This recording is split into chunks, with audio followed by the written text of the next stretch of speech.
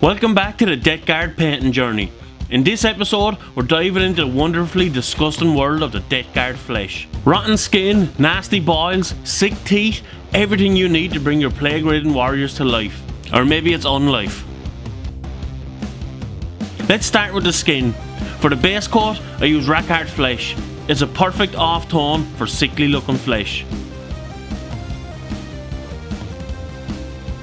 Then I shaded it all over with Guilliman flesh because I wanted it to have a warm and raw undertone. Next I added some Caribou Crimson into the recesses, especially around the sores and the open wounds, to give it that bruised, irritated look, but Caribou Crimson can be a strong shade, so make sure that you dilute it with some lemon medium so it doesn't become the dominant colour. Finally, I went back with Rackhart flesh and carefully highlighted the raised areas like the head, tentacles and the edges of the gross belly mouth to bring the texture back to life. I was looking through a few paints to find the right highlight colour, but I couldn't quite nail it down, so sometimes the answer is just to go back to the base colour, and a lot of the time it works best. For the teeth and bones, I started off with a clean base coat of Wraithbone. It's a great off-white paint for this. Then I applied a layer of Skeleton Horde which settles nicely into the crevices, and I found myself using this a lot lately instead of Agrax Earthshade. It's almost become my go-to shade for a one shade fits all.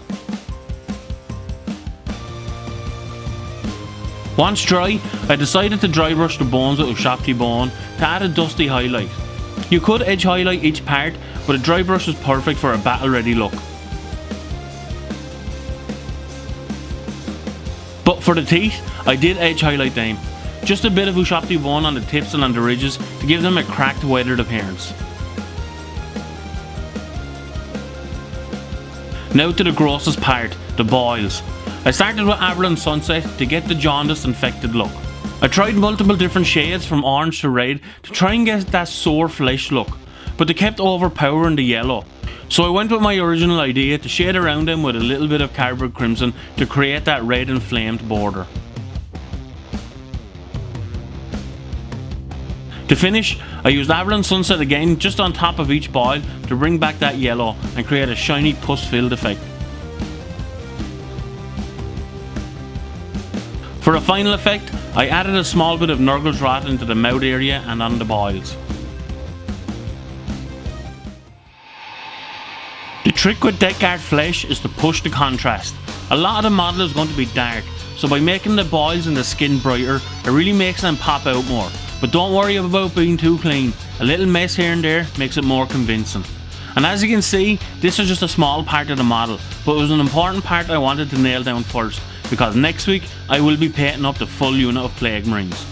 Thanks for watching. If this video helped you, make sure to hit the like button and subscribe if you haven't for more grime and gooey painting guides. I will see you guys next week with the Plague Marines.